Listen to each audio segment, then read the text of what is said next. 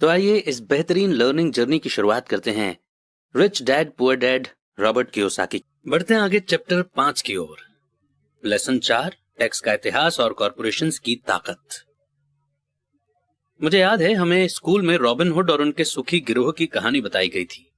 School teacher का मानना था कि ये केविन कॉस्टनर की तरह ही एक रोमांटिक हीरो की अद्भुत कहानी है, जो अमीरों को लूटता था और गरीबों में बांट देता था।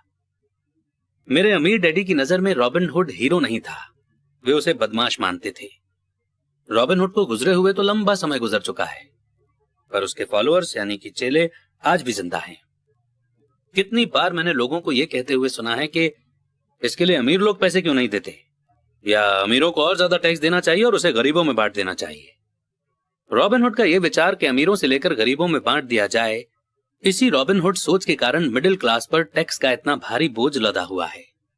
सच्चाई तो यह है कि अमीरों पर टैक्स लगता ही नहीं है। गरीबों की भलाई के लिए जो पैसा लगता है वो मिडिल क्लास से आता है, खासकर पढ़े लिखे और ज्यादा इनकम वाले मिडिल क्लास से। टैक्स के बारे में पूरी तरह से समझने के लिए हमें इसके हिस्टोरिकल बैकग्राउंड को समझने की जरूरत है। हमें टैक्स की हिस्ट्री को जानने की जरूरत है। हालांकि मेरे पढ़े लिखे डैडी एजुकेशन के इतिहास पर कमाल का ज्ञान रखते थे, पर मेरे अमीर डैडी टैक्स की हिस्ट्री के एक्सपर्ट थे। अमीर डैडी ने माइक और मुझे यह समझाया कि इंग्लैंड और अमेरिका में पहले कोई टैक्स नहीं लगते थे। कभी कभार जंग का खर्च जुटाने के लिए कुछ समय के लिए टैक्स जरूर लगा करते थे। राजा या प्रेसिडेंट के बस कहने भर की देर थी और हर आदमी उसकी कही हुई बात मानकर अपना सहयोग देता था। ब्रिटेन में 1799 से 1816 से बीच नेपोलियन से जंग के समय टैक्स लगाया गया था, और अमेरिका में 1861 से 1865 के बीच हुए सिविल वॉर के खर्च को जुटाने के लिए टैक्स लगाया गया था। 1874 में इंग्लैंड ने इनकम टैक्स को अपने सिटीजन्स पर परमानेंट रूप से लगा दिया था। 1913 में कॉन्स्टिट्यूशन के 16th अमेंडमेंट के साथ ही अमेरिका में भी इनकम टैक्स परमानेंट रूप से लगा दिया गया। एक समय था जब अमेरिकी लोग टैक्स विरोधी हुआ करते थे। इंग्लैंड और अमेरिका दोनों को ही रेगुलर इनकम टैक्स के विचार को जनता के गले उतारने में लगभग 50 साल का समय लगा। अगर इंडिया की बात करें तो 1857 में मंगल पांडे के समय में जो मिलिट्री म्यूटिनी हुई थी, उसका खर्चा पूरा करने के लिए 1860 में सर जेम्स विलियम ने टैक्स की शुरुआत की थी। इन हिस्टोरिकल डेट से हमें यह नहीं पता चल पाता है कि दोनों ही मामलों में टैक्स शुरू से सिर्फ अमीरों पर लगाए गए थे। अमीर डैडी चाहते थे कि माइक और मैं इस बात को कभी नहीं भूलें।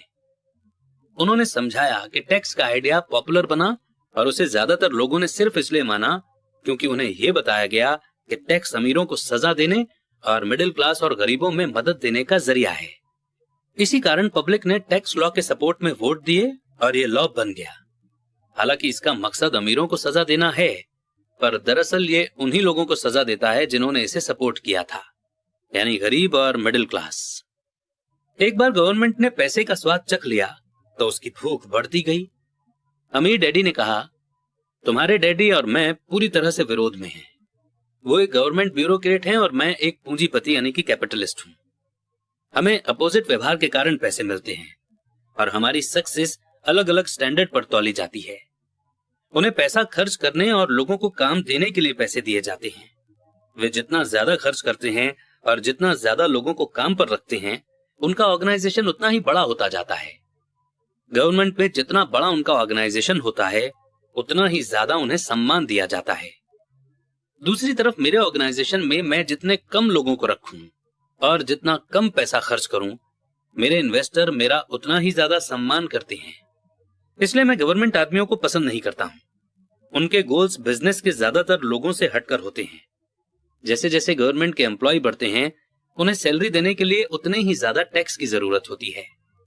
मेरे पढ़े लिखे डैडी इस बात में भरोसा करते थे कि गवर्नमेंट को लोगों की मदद करनी चाहिए। वे जॉन एफ कैनेडी से प्रेम करते थे और खासकर पीस कॉर्प्स के विचार से। वे इस विचार को इतना ज्यादा चाहते थे कि वे और मेरी माँ दोनों ही पीस कॉर्प्स के लिए काम करते थे और मलेशिया, थाईलैंड और फिलीपींस जाने वाले वॉलंटियर्स को ट्रेन करते थे। वे हमेशा एक्स्ट्रा ग्रांट्स और बजट में बढ़ोतरी की कोशिश करते थे ताकि वे ज्यादा लोगों को भर्ती कर सकें। ऐसा वे एजुकेशन डिपार्टमेंट में अपनी जॉब में भी करते थे और पीस कॉर्प्स में भी। ये उनका काम था। जब मैं 10 साल का था, तब से मैं अमीर डैडी से ये सुनता आया हूं कि गवर्नमेंट एम्प्लॉइज आलसी चोरों का गिरोह है।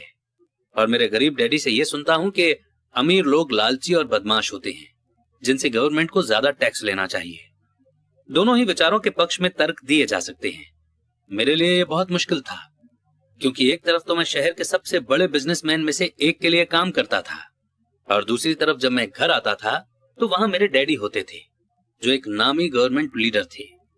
यह तय करना आसान नहीं था कि कौन सही बोल रहा है और किसकी बात पर मुझे भरोसा करना चाहिए। पर जब आप टैक्स की हिस्ट्री को स्टडी करते हैं तो एक दिलचस्प पहलू सामने आता है।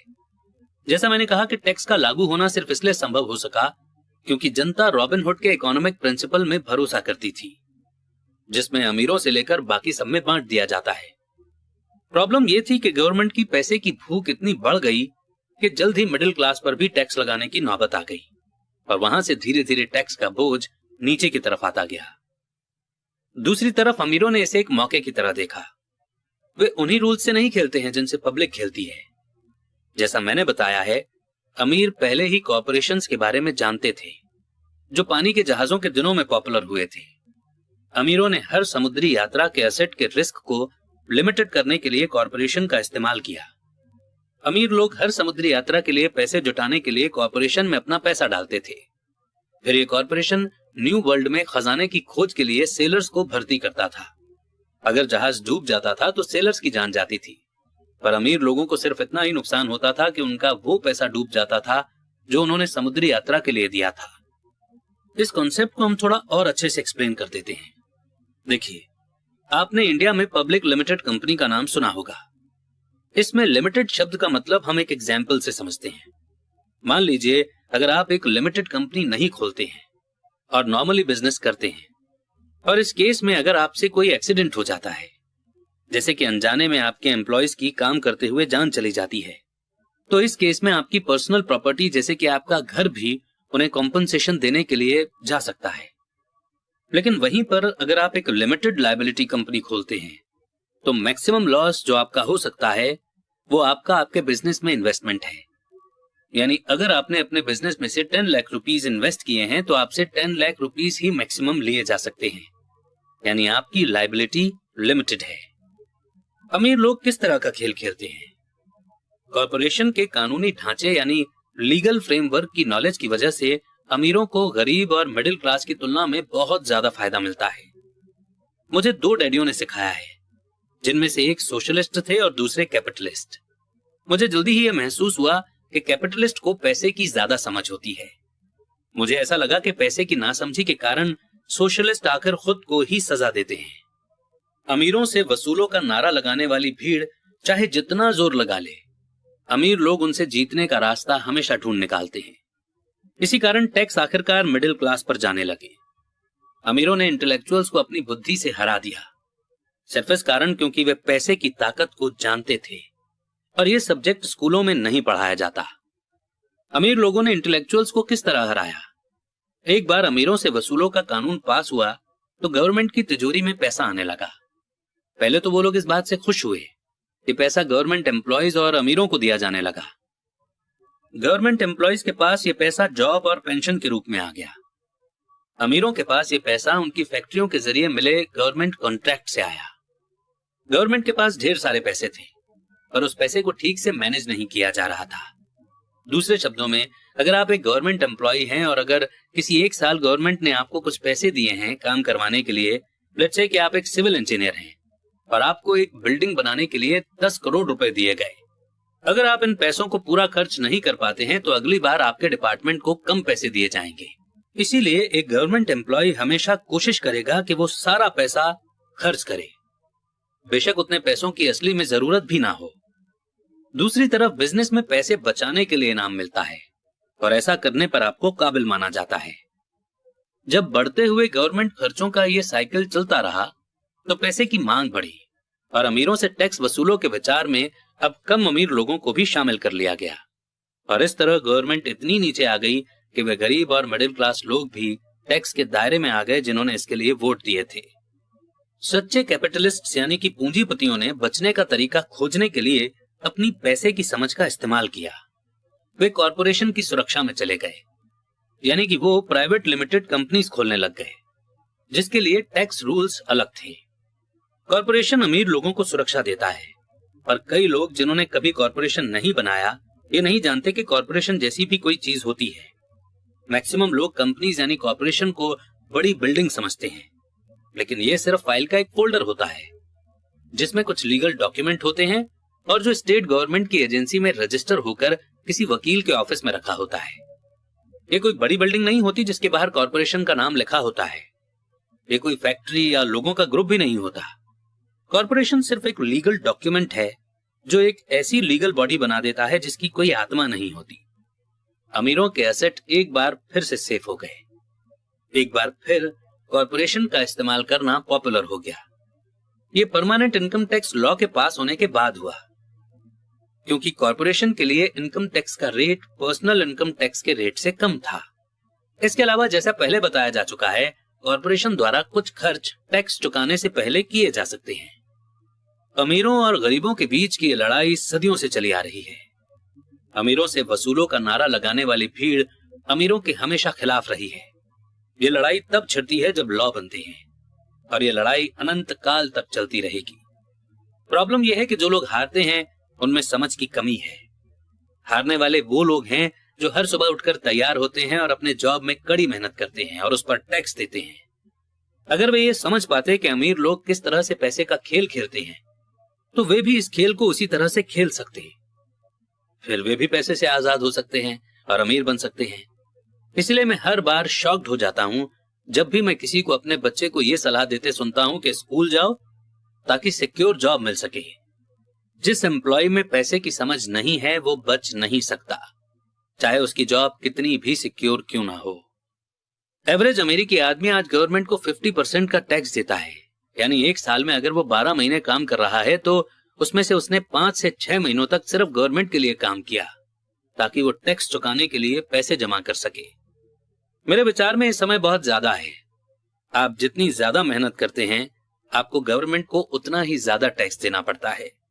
इसलिए मेरा मानना है कि अमीरों से वसूलों का नारा उन्हीं लोगों पर भारी पड़ गया जिन्होंने इसके लिए वोट दिया था। हर बार लोग अमीरों को सजा देने की कोशिश करते हैं। अमीर लोग चुपचाप उसका पालन नहीं करते हैं, बल्कि वे पलट कर वार करते हैं। उनके पास पैसा, ताकत और इरादा होता है जिनके दम पर वो चीजों को बदल सकते हैं। वे चुपचाप बैठकर अपनी मर्जी से ज्यादा टैक्स नहीं चुकाते। वे ऐसे तरीके खोजते हैं जिनसे उन पर टैक्स का कम से कम बोझ पड़े। इसके लिए वे बुद्धिमान और स्मार्ट वकीलों और अकाउंटेंट्स की सर्विस लेते हैं और पॉलिटिशियंस को मनाते हैं कि वे कानून बदलें या कानूनी बचाव के रास्ते बनाएं। उनके पास बदलाव करवाने के लिए जरूरी रिसोर्सेज होते हैं। अमेरिका का टैक्स कानून भी टैक्स बचाने के लिए कई रास्ते ऑफर करता है। इनमें से ज्यादातर रास्ते हर एक के लिए खुले हैं, पर इनका फायदा आमतौर पर अमीर लोग ही उठाते हैं क्योंकि वे इनकी खोज करते हैं, और ऐसा इसलिए होता है क्योंकि वे अपने काम से काम रखते हैं। एग्जाम्पल के तौर पर पॉपुलर शब्द 1031 इंटरनेशनल रेवेन्यू कोड के आर्टिकल 1031 का छोटा रूप है, यानी कि एक्रोनिम, जिसे यूज करके कोई भी अमेरिकन जब प्रॉपर्टी बेचता है तो वो उस कमाए गए पैसों से अगर दूसरी प्रॉपर्टी खरीद लेता है तो उसे टैक्स नहीं देना पड़ेगा। रियल एस्टेट एक ऐसा कैपिटल इन्वेस्टमेंट है जो इतना बड़ा टैक्स बेनिफिट देता है। जब तक आप कम कीमत की प्रॉपर्टी बेचकर ऊंची कीमतों में बड़ी प्रॉपर्टी खरीदते रहते हैं तो आपको तब तक टैक्स नहीं देना पड़ता जब तक कि आप उसे कैश ही न रखना चाहें। जो लोग कानून द्वारा दी गई इन छूटों यानी एग्जेम्पशंस का फायदा नहीं उठाते, वे अपने एसेट वाले कॉलम को बनाने का एक बहुत बड़ा मौका खो देते हैं। गरीबों और मिडिल क्लास के पास उतने रिसोर्सेज नहीं होते। वे चुपचाप बैठे रहते हैं और गवर्नमेंट की सुइयों को अपने हाथों पर लगने देते हैं और ब्लड डोनेशन की इजाजत दे देते हैं। आज मैं ज्यादा टैक्स चुकाने वाले या कम छूट लेने वाले लोगों की संख्या से लगातार शॉक्ड होता रहता हूं, और वे ऐसा इसलिए करते हैं क्योंकि वे गवर्नमेंट से डरते हैं। और मैं जानता हूं कि गवर्नमेंट टैक्स एजेंट कितना डरावना होता है। मेरे कुछ दोस्त हैं जिनके बिजनेस बंद हो गए हैं और इसके लिए गवर्नमेंट दोषी थी। मुझे ये सब पता है, पर जनवरी से लेकर मई के पहले 15 दिनों तक गवर्नमेंट के लिए काम करना एक बहुत बड़ी कीमत है जो हम टैक्स के डर के कारण चुकाते हैं। मेरे गरीब डैडी ने कभी पलटवार नहीं किया। मेरे अमीर डैडी ने भी ऐसा नहीं किया। उन्होंने सिर्फ गेम को बुद्धिमानी से खेला और उन्होंने ऐसा कॉरपोरेशंस के जरिए किया जो अमीरों का सबसे बड़ा सीक्रेट है। अमीर डैडी से मेरा पहला सीखा गया लेसन आपको याद होगा। मैं 9 साल का बच्चा था और मुझे उनसे बात करने के लिए बहुत समय तक इंतजार करना पड़ा था। मैं अक्सर उनके ऑफिस में बैठकर उनका इंतजार करता था। वे जानबूझकर मुझे नजरअंदाज करते रहते थे। वे चाहते थे कि मैं उनकी ताकत को पहचानूं और एक दिन खुद भी इतना ही ताकतवर बनना चाहूं। जितने भी समय तक मैं उनके गाइडेंस में पढ़ा और सीखा, उन्होंने मुझे हमेशा याद दिलाया कि नॉलेज ही ताकत है और पैसे के साथ जो बड़ी ताकत आती है उसे बनाए रखने के लिए, उसे कई गुना करने के लिए सही नॉलेज की जरूरत होती है। उस नॉलेज के बिना दुनिया आपको इधर उधर धक्के मारती रहती है। अमीर डैडी माइक और मुझे हमेशा ये याद दिलाया करते थे कि सबसे ज्यादा डरावना इंसान बॉस या सुपरवाइजर नहीं होता, बल्कि टैक्समैन होता है। अगर आप उसे मौका देते हैं तो टैक्समैन हमेशा आपसे से ज्यादा टैक्स वसूल कर लेगा। मैं पैसे के लिए काम न करूं, मेरा ये पहला लेसन दरअसल ताकत के बारे में है। अगर आप पैसे के लिए काम करते हैं तो आप ताकत को अपने बॉस के हाथ में दे देते हैं। अगर आपका पैसा आपके लिए काम करता है तो आप ताकत को अपने पास रखते हैं और उसे काबू में रखते हैं। एक बार हमें हमारे लिए काम करने वाले पैसे की ताकत का ज्ञान हो जाए, फिर हमें पैसे के लिहाज से स्मार्ट हो जाना चाहिए और हमें डराने वाले लोगों से डील करने के रास्ते ढूंढ लेने चाहिए। इसके लिए आपके पास कानून की समझ होनी चाहिए और इस बात की भी कि सिस्टम कैसे काम करता है। अगर आपके पास नॉलेज नहीं है तो आपको आसानी से डराया जा सकता है। अगर आप जानते हैं कि आप क्या बात कर रहे हैं तो आपके पास बचने का मौका होता है। इसीलिए अमीर डैडी स्मार्ट टैक्स अकाउंटेंट्स और वकीलों को इतनी ज्यादा सैलरी देते थे। वकीलों को सैलरी देना गवर्नमेंट को टैक्स देने से सस्ता था। मेरे लिए उनका बेस्ट लेसन था स्मार्ट बनो, ताकि तुम्हें इधर उधर धक्के न दिए जा सकें, और मैंने जिंदगी भर इसे अपनाया है। वे कानून जानते थे क्योंकि वे कानून का सम्मान करते थे। वे कानून जानते थे क्योंकि कानून के बारे में न जानना बहुत महंगा साबित हो सकता है। अगर आप जानते हैं कि आप सही हैं तो आप किसी से भी उलझने से डरेंगे नहीं, चाहे आपका मुकाबला रॉबिनहुड और उसके गिरोह से ही क्यों न हो। मेरे पढ़े लिखे डैडी मुझे हमेशा एनकरेज करते थे कि मैं किसी अच्छे कॉर्पोरेशन में बढ़िया सी जॉब खोजूं। वे मुझे हमेशा उन अच्छाइयों के बारे में बताते थे जो कॉर्पोरेट सीढ़ी पर चढ़ने से हासिल की जा सकती है। वे ये नहीं समझ पाते थे कि कॉर्पोरेट एम्प्लॉयर से मिलने वाली सैलरी के चेक पर पूरी तरह डिपेंडेंट रहने से मैं उस कॉर्पोरेशन के लिए एक दूध देने वाली गाय बन जाता। जब मैंने अपने अमीर डैडी को अपने डैडी की सलाह बताई तो वे सिर्फ हंसे। उन्होंने सिर्फ यही कहा कि कॉर्पोरेट की सीढ़ी क्यों चढ़ना, पूरी सीढ़ी का ही मालिक क्यों न बना जाए। बचपन में मुझे समझ नहीं आया था कि अपने कॉर्पोरेशन के मालिक होने से अमीर डैडी का क्या मतलब था। एक ऐसा विचार था जो नामुमकिन और डरावना लग रहा था। हालांकि मैं इस विचार से एक्साइटेड था, पर मेरी कम उम्र में मैं इस संभावना पर सोच ही नहीं पा रहा था कि बड़े लोग किसी दिन मेरी कंपनी में काम करेंगे। मुद्दे की बात यह है कि अगर अमीर डैडी नहीं होते तो मैं अपने पढ़े लिखे डैडी की सलाह को फॉलो कर रहा होता। मेरे अमीर डैडी के बार बार याद दिलाने के कारण ही मेरे अपने कॉर्पोरेशन का आइडिया जिंदा रहा और ये मुझे एक अलग रास्ते पर चलाता रहा। जब मैं 15 या 16 साल का था तो मैं ये जानता था कि मैं उस रास्ते पर नहीं चलने वाला जो मेरे पढ़े लिखे डैडी ने बताया है। मैं नहीं जानता था कि मैं ऐसे किस तरह करूंगा, पर मैंने पक्का इरादा कर लिया था कि मैं भीड़ के साथ नहीं चलूंगा और उस दिशा में नहीं जाऊंगा जिस तरफ मेरी क्लास के साथी जा रहे थे। इस फैसले ने मेरी जिंदगी बदल दी। जब तक मैं 25 साल का हुआ तब तक मेरे अमीर डैडी की सलाह मुझे पूरी तरह से समझ नहीं आई थी। मैंने हाल ही में मरीन कॉर्प्स छोड़ी थी और मैं जेरोक्स के लिए काम कर रहा था। मुझे बहुत पैसा मिल रहा था, पर हर बार जब भी मैं अपने सैलरी के चेक को देखता था तो मुझे हमेशा निराशा होती थी। कटौतियां यानी डिडक्शन इतना ज्यादा था और जितना ज्यादा मैं काम करता था कटौतियां उतनी ही ज्यादा होती थी। जब मैं ज्यादा सक्सेसफुल होने लगा तो मेरे सीनियर बॉस मेरे प्रमोशन और सैलरी बढ़ाने की बातें करने लगे। ये सुनने में अच्छा लगता था, पर मैं अपने कानों में अपने अमीर डैडी की यह आवाज भी सुन सकता था। तुम किसके लिए काम कर रहे हो? तुम किसे अमीर बना रहे हो? 1974 में जेरोक्स के एम्प्लॉय के रूप में ही मैंने अपना पहला कॉर्पोरेशन बनाया और अपने काम से काम रखना शुरू कर दिया। पहले से ही मेरे एसेट वाले कॉलम में कुछ प्रॉपर्टी मौजूद थी, पर अब मैंने ठान लिया था कि उन्हें ज्यादा बढ़ाया जाए। डिडक्शन वाली सैलरी को देख देखकर मुझे अमीर डैडी की सलाह में समझदारी दिखने लगी थी। अगर मैं अपने पढ़े लिखे डैडी की सलाह पर चलता तो मुझे अपना भविष्य साफ नजर आ रहा था। कई एम्प्लॉयर ये अनुभव करते हैं कि अगर एम्प्लॉय अपने काम से काम रखें तो ये उनके बिजनेस के लिए बुरा होता है। मुझे विश्वास है कि ऐसा कुछ लोगों के साथ हो सकता है, पर मेरे साथ ऐसा नहीं हुआ था। एक बार मैंने अपने काम से काम रखने की ठान ली और अपने एसेट बढ़ाना शुरू कर दिए तो मैं एक बेहतर एम्प्लॉय बन गया। मेरे पास अब एक गोल था। मैं सुबह जल्दी आ जाता था और मेहनत से काम करता था और इस तरह ज्यादा से ज्यादा पैसे कमाता था ताकि मैं उसे रियल एस्टेट में इन्वेस्ट कर सकूं। हवाई में उस समय कीमतें तेजी से बढ़ रही थी और वहां किस्मत चमकाई जा सकती थी। जितना ही ज्यादा मुझे ये लगा कि वहां इन्वेस्टमेंट की संभावनाएं हैं, उतनी ही ज्यादा जेरोक्स मशीनें मैंने बेची। मैंने जितनी ज्यादा मशीनें बेची, मुझे उतना ही ज्यादा पैसा मिला।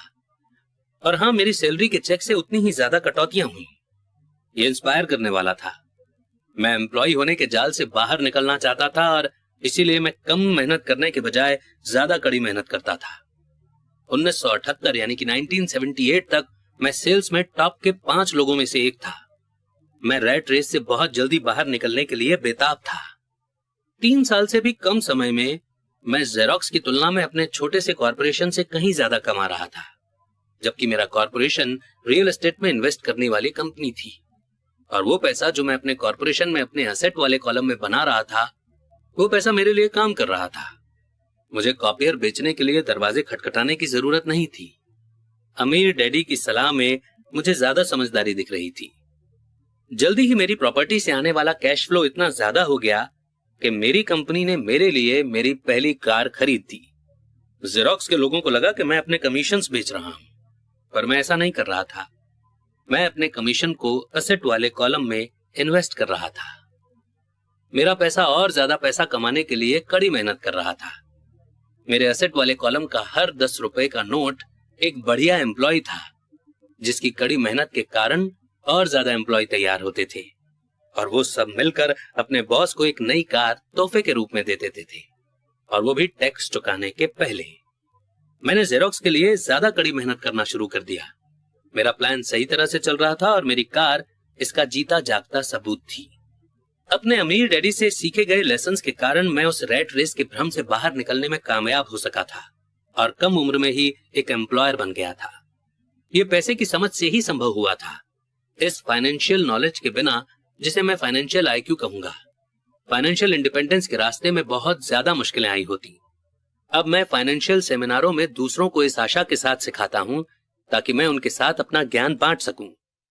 जब भी मैं लेक्चर देता हूं तो मैं लोगों को यह याद दिलाता हूं कि फाइनेंशियल आईक्यू एक्सपर्टीज के 4 बड़े फील्ड से आने वाले नॉलेज से बनता है। नंबर 1 है अकाउंटिंग, जिसे मैं फाइनेंशियल लिटरेसी कहता हूं। अगर आप अपना एम्पायर बनाना चाहते हैं तो ये बहुत इंपॉर्टेंट स्किल है। आप जितने ज्यादा पैसों के लिए जिम्मेदार होंगे, उतने ही ज्यादा बारीकी की जरूरत होगी, नहीं तो आपका एम्पायर ताश के पत्तों के महल की तरह ढह जाएगा। ये लेफ्ट ब्रेन का पहलू है जिसमें डिस्क्रिप्शन या बारीकी की जरूरत है। फाइनेंशियल लिटरेसी वो काबिलियत है जिसके सहारे फाइनेंशियल स्टेटमेंट्स को पढ़ा और समझा जा सकता है। इस एबिलिटी से आप किसी भी बिजनेस की कमजोरियों और मजबूतियों को पहचान सकते हैं। नंबर 2 है इन्वेस्ट करना, जिसे मैं पैसे बनाने का साइंस कहता हूं। इसमें टेक्निक, स्ट्रेटेजी और फॉर्मूला की जरूरत होती है। ये ब्रेन का राइट पहलू है, यानी कि क्रिएटिव पहलू। नंबर 3 है मार्केट की समझ, डिमांड और सप्लाई का साइंस, यानी कि मार्केट के टेक्निकल पहलुओं को जानने की जरूरत है जो कि इमोशंस द्वारा चलाए जाते हैं। मार्केट का दूसरा एलिमेंट इन्वेस्टमेंट की फंडामेंटल या फाइनेंशियल समझ है। क्या किसी इन्वेस्टमेंट में समझदारी है या मार्केट की करंट सिचुएशन के हिसाब से ऐसा करना नासमझी है? कई लोग ये सोचते हैं कि मार्केट को समझना या इन्वेस्टमेंट के कॉन्सेप्ट बच्चों को समझ नहीं आएंगे क्योंकि ये कॉम्प्लेक्स होते हैं। वे ये नहीं देख पाते कि बच्चे इन सब्जेक्ट्स को एक्सपीरियंस से समझ लेते हैं। जो लोग एल्मो डॉल के बारे में नहीं जानते होंगे, उनके लिए ये एक सीसम स्ट्रीट कैरेक्टर थी, जिसे क्रिसमस के पहले बच्चों में खूब प्रमोट किया गया था।